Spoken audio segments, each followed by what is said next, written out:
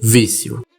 Uma das coisas que mais destroem vidas no mundo, seja por uso de produtos ilícitos, conteúdos impróprios e, em alguns casos, mau hábitos que são, de certa forma, destrutivos. Eu não duvido que você esteja aqui por acaso, e eu também não. Muitas pessoas frequentemente se encontram como escravos dependentes de algo que elas não têm o mínimo controle. Muitas pessoas que você encontra hoje na internet tentam te incentivar a tirar os vícios. E sendo bem sincero aqui, isso não funciona. Não adianta você tirar tudo aquilo que incentiva você a voltar, se alguns incentivos podem aparecer a qualquer momento e em qualquer lugar. Se você quer realmente acabar com um ciclo, a melhor forma de garantir que ele não volte é se tornando mais forte do que ele. E para isso eu vou trazer algumas explicações para te fazer entender os efeitos exatos desse processo. Mas se você não está com paciência para isso, o que é até compreensível, pule para o capítulo 3.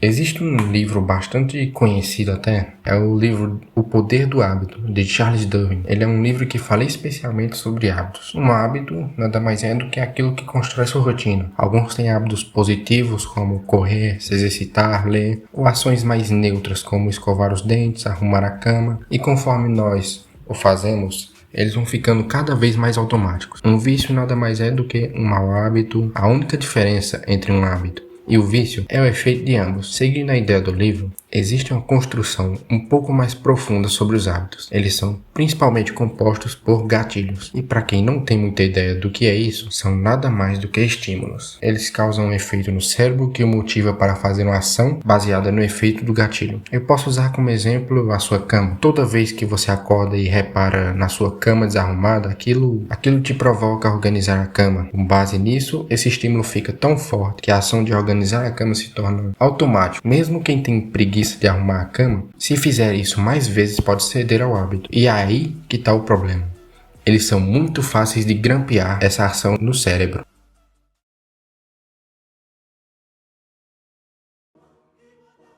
Pelo título do capítulo, você pode até perguntar: o que o cérebro tem a ver com o músculo, se ele é um órgão? E eu te digo: reação a estímulos.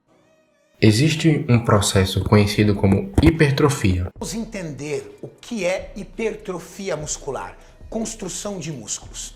Hipertrofia muscular é ir para a academia, castigar o músculo, gerar microlesões. Você machuca o músculo no treino.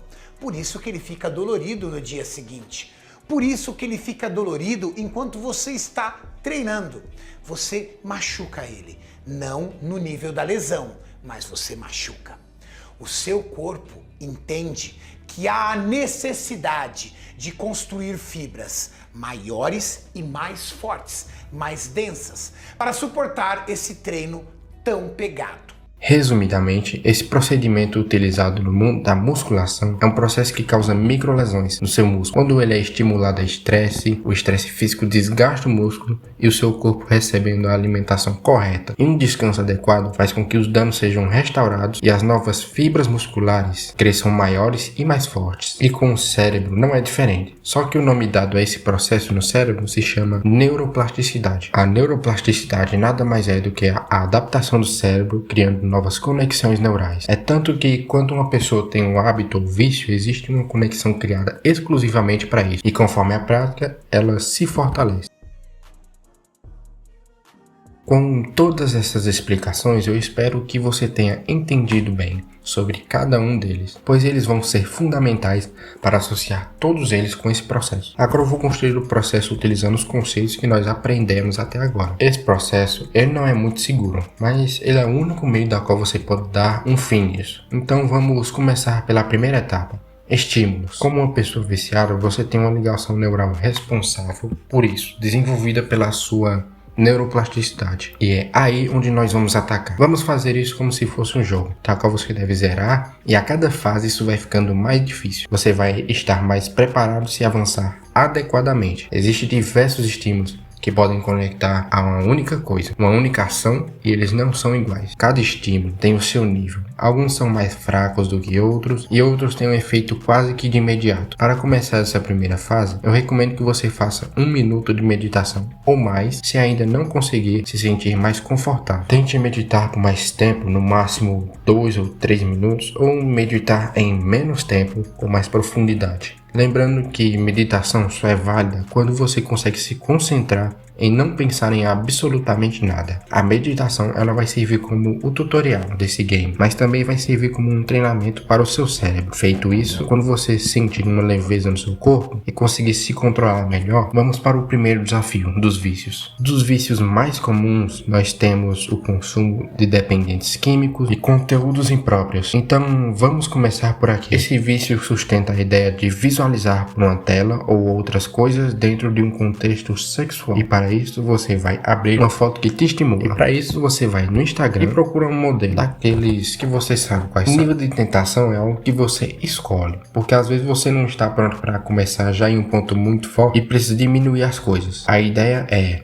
não olhe para a imagem. Mantenha o seu olho longe do estímulo. Se quiser, coloque um tempo para se manter naquilo. Feito isso, você deve manter essa atividade por alguns dias, até que você perceba que não precisa se esforçar mais para manter os olhos longe da tela. Feito isso, é hora de subir de nível. Normalmente você vai ter que chegar até essa parte, lembrando que esse é só o nível fácil. Já no nível médio, as coisas já mudam. Dessa vez você sabe em que ponto isso vai estar, né? Uma foto de alguém do jeito que veio ao mundo. A parte mais fácil do médio é você pegar uma foto assim com censura. E o esquema é o mesmo, não olhe para a imagem, deixa ali aberto por um tempo, repete o processo algumas vezes e vai deixando mais difícil, até chegar na última fase do nível médio, onde a única coisa que vai te impedir de olhar para um corpo desnudo é você mesmo. Chegamos na parte difícil, e você sabe onde que você vai entrar, não sabe? Selecione algum vídeo aleatório lá mesmo. Como eu conheço bem esses lugares, não perde muito tempo selecionando o vídeo não, já que lá não tem um filtro do Google para censurar. Mas nessa primeira parte do nível difícil, quando você conseguir resistir bem a esse nível de estímulo, aí você pode ir para a parte de selecionar a dedo, até porque aqui só conta se você olhar para onde não pode. Você não vai ter feito nada se olhar para um pé, uma mão que está distante, uma cabeça, quer dizer,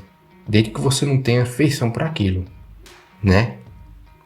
Sem olhar para as capas. Na dúvida, vai guiando sua visão levemente dos cantos da tela até visualizar alguma imagem que pareça tentadora. Se você conseguir fazer isso, já tem o meu respeito praticamente. Parabéns assim, de verdade, mas não baixe sua guarda. Ainda falta o chefão dessa fase. Quando você conseguir fazer esse processo, na coisa mais tentadora, sem ceder, está feito. Você destruiu a ligação que você tanto fortaleceu uma vez, revertendo o processo, criando uma nova ligação que vai se conectar com novos hábitos. Essa é a recompensa. Ou seja, você pode desenvolver um novo hábito, como leitura, exercício, praticar alguma coisa nova, como tocar um instrumento, ou praticar alguma habilidade. Se sinta feliz. Até porque, no fim de tudo, você conseguiu sua primeira vitória. E não pense por isso. Esse é só o começo de uma vida melhor. E eu vou te acompanhar nessa até o dia em que você olhar para trás e finalmente dizer: eu venci.